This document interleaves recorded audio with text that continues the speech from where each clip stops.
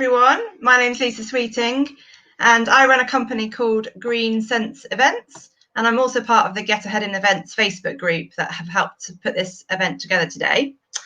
I am delighted to introduce Guy Wilkinson, who is the Director and Events Recruitment Specialist of Eligo Recruitment.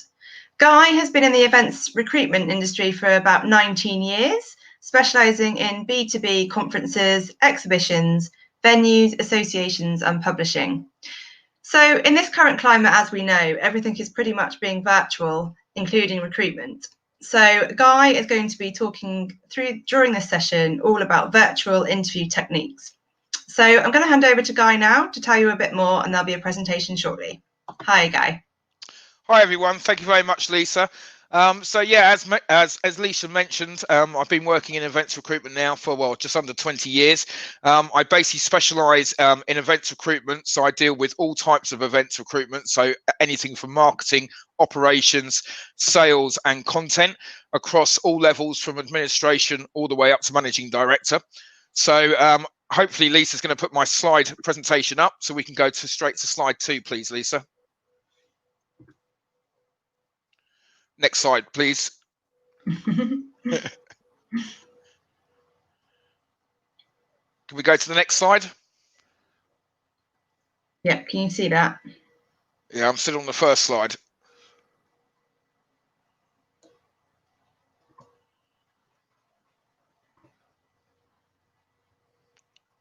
Have you moved on to the second slide yet? Because I'm still. I have, yeah, it should be showing. Oh, okay, all right. Well, I'll just run with it. But I'm still on the first slide from my side. Okay, so here you've got obviously research the company and their products. So it's really important to look at the company's website, Google them, LinkedIn, Companies House, and Glassdoor. So this is very important. The number of applicants who leave it to the last minute to research a company is incredibly high. What you don't want to do is be one of them. So try and do everything that you can with regard to research.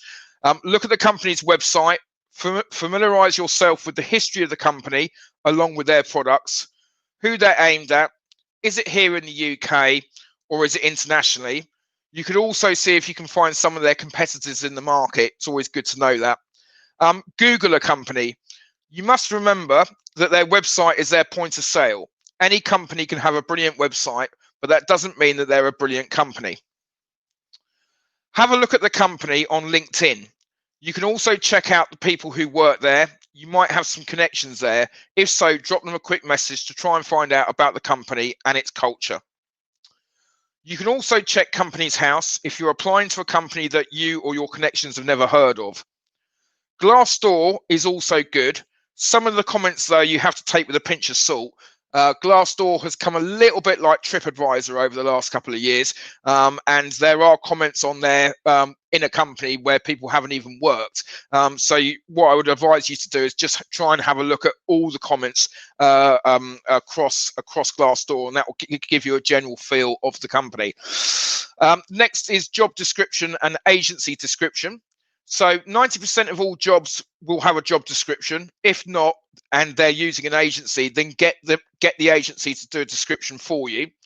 If there is no job description, it doesn't necessarily mean that they're a bad company. It just means that you have to do more research, as mentioned in the first point.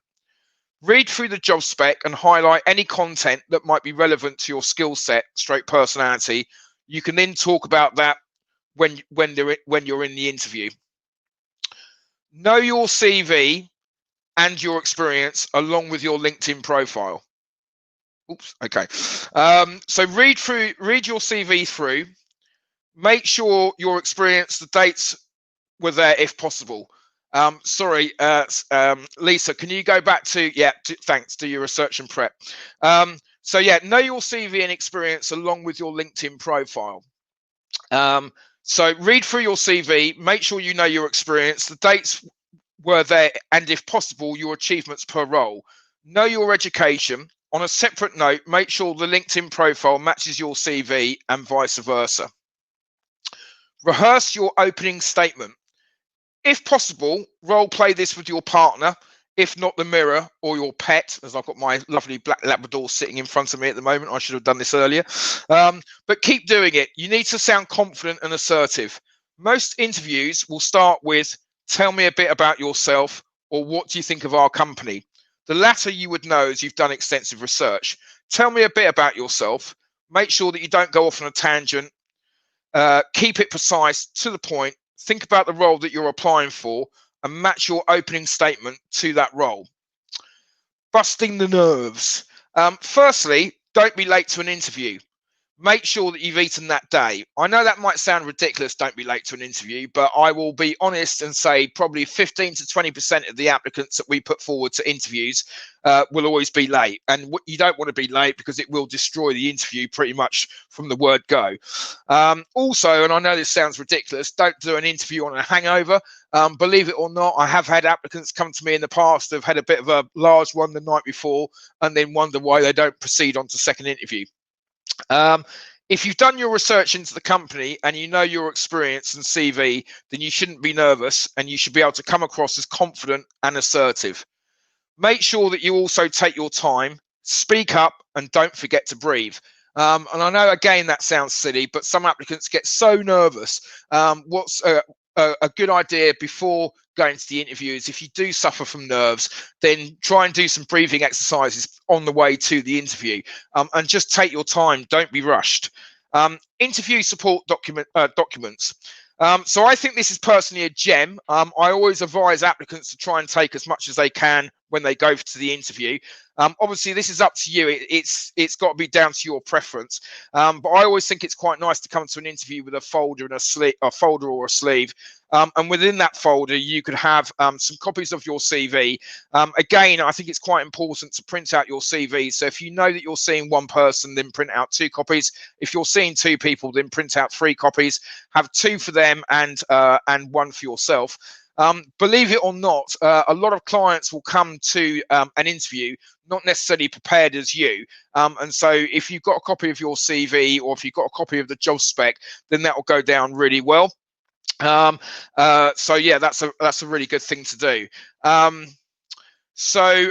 Also make sure that when you've got the job spec, so this is before the interview, what you can do is highlight the job spec where it matches your skills and personality or products that you want to talk about. Again, if the client can see, obviously with a virtual interview, it's slightly different. But if a client can see that that you've done your homework, then they're going to give you a lot more.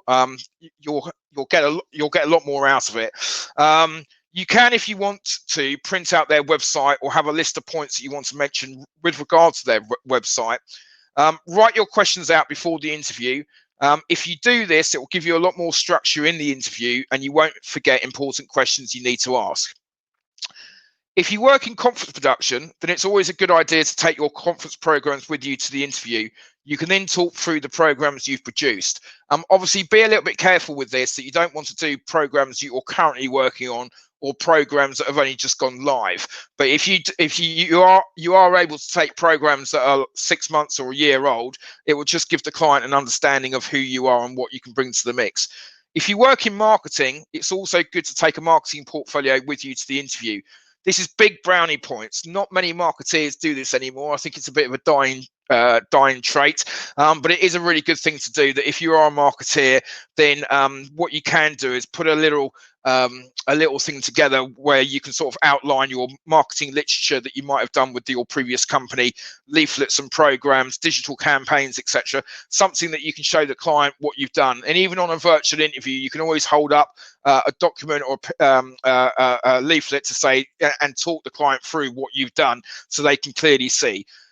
Lisa, slide 3, please. Okay, so tips for presenting yourself. So this is now moving towards the interview. So always be positive about the previous employer. No one wants to hear that they're a bad company or the boss is an idiot. Please excuse me. You can say that they have a high turnover of staff, and so for that reason you're looking to move. But keep it professional. Try not to go down a negative point of view. No one really wants to hear it. Try and engage as much as you can. Ask open-ended questions such as who, what, when, where, and why. Be confident, but don't be arrogant or loud or interrupt the interviewer, and make sure you listen. When talking about your experience, give examples. Try not to rush the interview. Equally, don't go off on a tangent when describing your experience. This is a big no-no. The amount of applicants that get this wrong is unbelievable. Yes, you want to be descriptive, but you want to keep it short and sweet. So detail is good, but just don't go off too much. Make sure that you show your personality, be you. And again, that's important. Try not to be anyone that you're not. Talk about how you can grow within the role. So ask them about any training they might offer. Also, whether they do any distant learning or accreditations. This is good for you and them and your well-being, especially at these difficult times. Also, ask them about what their plans are for growing the company. The more you can try and find out about what their plans are and how you can bring your experience to that, the better off you'll be. Next slide, please, Lisa. So these are now questions that they could ask you. I've taken this from a snapshot of some questions that we prepare our applicants with, but these are only about 5 or 6 questions that they could ask you. In truth, they could ask you hundreds of questions. But tell me a little bit about yourself. Again, keep it professional. Make sure it's associated to the role. How much do you know about our company? As mentioned in slide 2, if you do lots of research, then this is easy to answer. Why would you like to work with us? It's not about the money. It's about the brand, company, culture, your passion, and your career. Tell me about your favorite event, project, exhibition, client, and why. I would pick 1 or 2 for that reason. Give an example of your problem-solving skills, teamwork, or management. And then why is this role and where do you want it to lead? So with this, show your passion and enthusiasm for the role. Be careful not to be unrealistic with your career aspirations. It's better to talk about the brand and the culture and how you want to improve the brand and the experience for their customers. Next slide, please, Lisa. So these are questions that you could ask them. So things like, why is the position open? What would you like done differently by the next person who fills this position? What are some of the objectives you would like to see accomplished in this role? Bear with me a minute. What is the most pressing? What would you like to get done in the next 3 months? What are some of the long-term objectives you would like to see completed? What are some of the more difficult problems one would have to face in this position? How do you think these could be best handled? What freedom would I have in determining my own work objectives, deadlines, and methods of measurement? So you can see here, the more you can ask, the better off you'll be. So obviously then you go to second interview stage. So with the second interview stage, this should be a natural follow-on from the first. Do more research of the company, think about the information they gave you in the first interview, and think of some more questions you can ask them based on what they said to you. If you work in sales, marketing, or conference production, / content, then a project or a pitch will be required. If you're doing a project or even a pitch, make sure that you stick to the brief. Do not go off on a tangent. Make sure you spell and grammar check everything. Now, I know that might sound a little bit ridiculous, but believe it or not, the amount of projects that get dismissed because of bad spelling or grammar mistakes is unbelievable. So if you are doing a project or a pitch, make sure that you run it past your partner or a friend or a professional friend to make sure that they have a look at it so they can see no mistakes.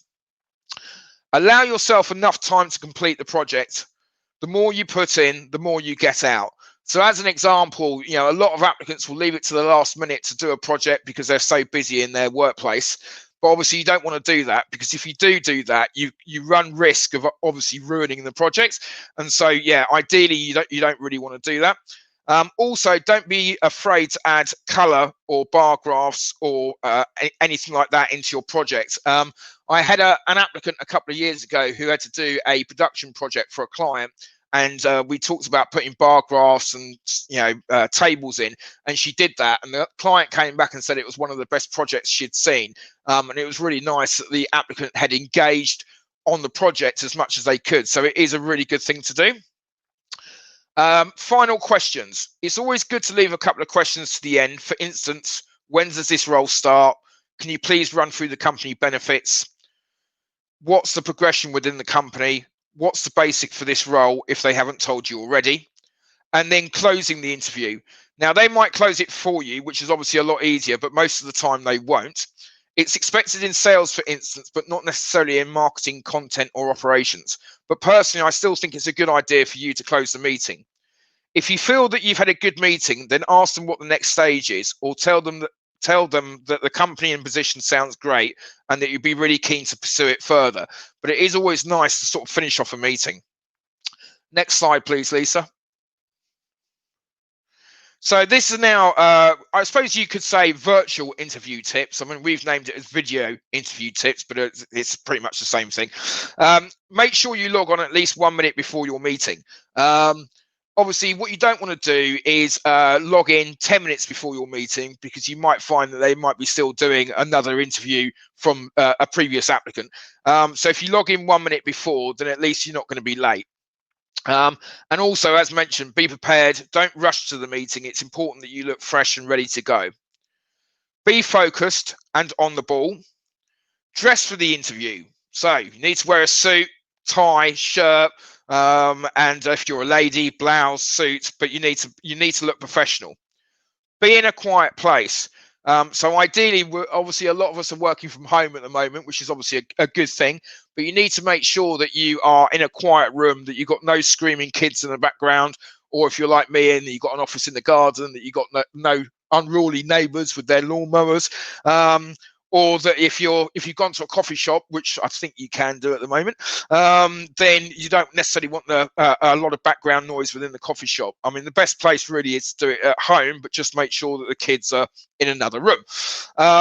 Obviously, and I know this sounds bizarre, but as you can see with my office at the moment, I've got my lovely company Eligo logo behind me. But believe it or not, a lot of people tend to have pictures behind them. That's not necessarily a bad thing, but just make sure that those pictures and posters are professional. Make sure that your mobile is off. And if you have any sort of like music in the background, make sure that's off as well. Use your hands to speak. I haven't really been doing much of this today, but it does show your personality. The more that you can try and engage with the person, the better off you'll be. And then finally, and this is almost quite funny for me and Lisa, but test your software, hardware before starting. You need to make sure that everything's working so you can then deliver yourself to the best of your ability. Next slide, please, Lisa. So really, this is now at the end of the interview.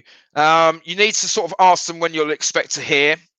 Ask for feedback. It is a really good thing to do that. A lot of applicants will sit there almost quite scared about doing this, but I do truly believe it's a really, really good thing to do.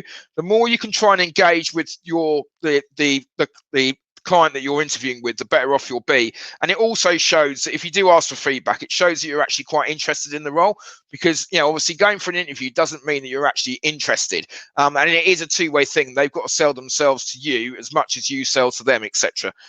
Also, in this market, follow up quickly. If they haven't told you to do so, chase them within a week. That is really important. And really, at the end of it, try and end on a high. The more positive you can be towards the end of the meeting, the more they're going to remember you. Next slide, please, Lisa. And you can see here now all my contact details. So if any of you would like to get hold of me with regard to advice over your CV, or with regard to advice over your career, or how best to help yourselves in today's market, then please give me a call or drop me an email with the details there, and I'll be more than happy to help. Back to you, Lisa. Great, thank you, Guy. Good timing there as well. Thanks very much. So we have got a couple of questions coming in. The first one is from Emily, and she says, do you have any advice on how to successfully have an interview when English is not your first language? That's a tricky one.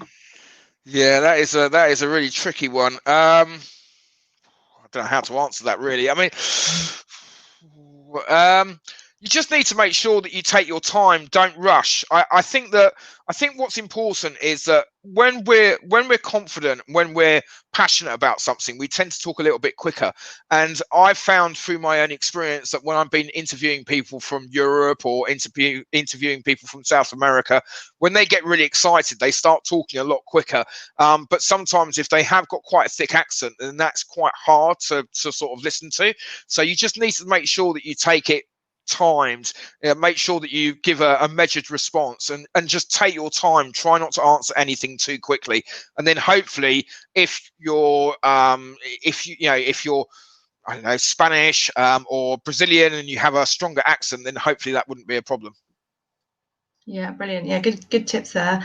And then we've got one from just a comment from Jennifer, just to say kind of it's always good to ask for feedback after an interview if you did not get the job. But also Eden mentions, would you suggest asking for feedback in person at the end of the interview or in a follow-up email? I think that if you feel that the interview has gone well, then I would ask for it there and then, because it's a positive thing to do. You're wanting to see if they're interested because you are interested in them and you want to take this further. So yeah, I would probably do it then. But at the same time, and this is almost a double-edged answer really, that from a professional point of view, I think it's always gone well when someone's done an interview and then they've emailed the client a couple of days later. Now, what you need to make sure that you do is when you do email the client, one, don't go off. And I actually had a situation on this probably about 10, 12 years ago now. I remember an applicant, he went for the interview. The client absolutely loved him, sort of came back and sort of said, oh, we're really interested. We need to talk internally within the company. Bear with us. We'll come back to you in a couple of days. The applicant then took it upon himself. We didn't tell the applicant to do this, but the applicant thought, well, I'm going to drop him an email. So the applicant sent an email, but he then sent a 3-page email with loads of mistakes in it. And the client came back and went, look, I'm really sorry, but we can't go forward with this because, he sent us an email and there's just mistakes all over it. So you do have to be really, really careful. And obviously what you don't want to do is go off on a tangent, because obviously at the end of the day, you just need to keep it nice and simple. Hi, whoever you met. It was really nice to speak to you the other day. I just wanted to sort of see where we are with everything, or to see where you are with everything. Please let me know. So, just keep it nice and simple. But it is quite a nice thing to do that to email the client after you've had your interview. Yeah, definitely. And then one from Grace about the STAR technique. She said, I've been told the STAR technique is best used. Would you agree? Sorry, when you say STAR technique, what do you mean by? STAR. Looks like it's an acronym for something. Okay, well, this shows how professional I am, because I've never heard of the STAR technique. So there you go. Maybe, Grace, you could provide further info on that, because obviously that's a new one. Sorry. Maybe it's something around, because I've heard of the SRAOL acronym, which is around situation, role, action, outcome, learning. Maybe it's something to do with that, where kind of in terms of structuring your answers and your examples, perhaps. See what she says. Sam's just said situation, task, action, result. Similar, yeah. Do you know what? I must be getting really old. I must be getting really... All the acronyms I used to know were like AIDA and IDA and DIPIDA and all this sort of stuff, which is totally unrelated. To be honest, I don't know if I can answer that, because I've never heard that one before. I think probably it's all about structuring your answers, isn't it? Because I find that a lot of interviewers now ask you for real tangible examples. I know that a role that I used to work in used to ask for an example, almost a situational example on almost every question. And I think the tendency is to kind of go off on a tangent and ramble, isn't it? Where I guess if you can structure your answer so that you don't do that, that's probably helpful. Yeah, I think that exactly. You just need to make sure that you're focused and listen. I mean, listening is the most important thing. So listen to what your interviewer is saying to you, and then answer it as best as you can. But try and remember that they are watching out for you to go off on a tangent or to go off on something. You just need to keep it short and sweet and answer to the best of your ability. Yeah, definitely. And Esther's just said, sort of added to that, they have a second R. So obviously they're told to put reflection in there as well as part of that situation, task, action, result, and reflection, which again, I think comes back to the kind of learnings from the example that you've given so that you're relating it back to what you're being asked. So yeah, that's an interesting one. I think it also depends on because I recruit very much more for the commercial sector, so sort of like B2B conferences, exhibitions, venues, associations, and obviously, I think the corporate sector and agency and experiential can be probably quite different to the commercial sector. But generally, most commercial organisers these days, they just want to know, about yourself and what you can bring to the mix. Yeah, definitely.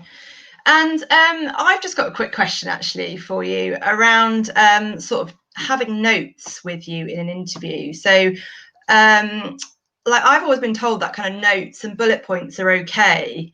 And I guess if you're on a virtual interview, you could have something out of shot if you wanted to, say on a wall or something, to give you some reminders. So would you say notes are okay? You saw a big thumbs up there. Yes, anything that's going to help you get the job at the end of the day is a bonus. But obviously, what you need to be a bit careful about is if you're like this, looking at your notes, and you're not engaging with them, then obviously that's going to be difficult. And what I would say to you is make sure that you go through your notes or have them in where you can sort of look at them. So I could, for instance, if I have my notes here, then my head's down. But if I have my notes here, then I can sort of talk to you, but look at my notes at the same time and sort of pinpoint those questions. Because I think it's really important to write everything down.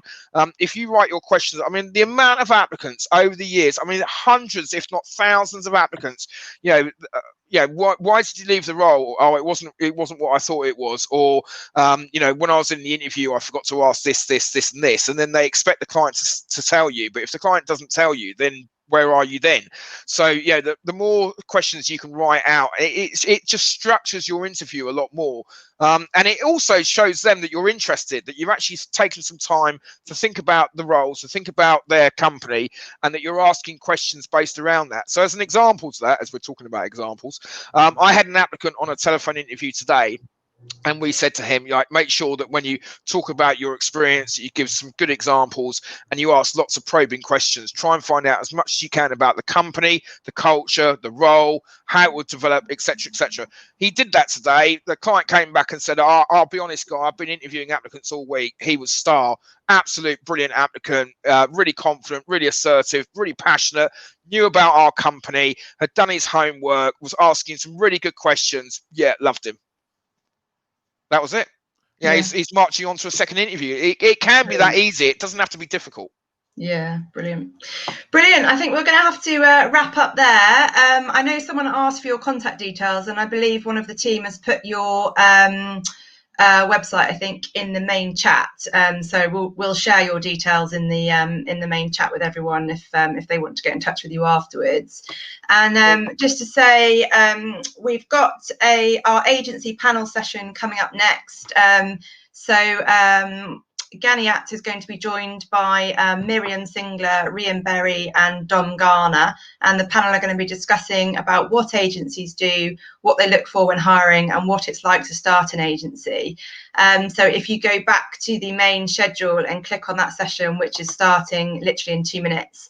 And just to say thanks very much, Guy. It's been a really interesting session. I think everyone will have got a lot out of it. So just want to say, thanks for your time today. That's all right. Thank you very much, and I hope you have a good rest of the event. And thank you very much for allowing me to speak. Thank you.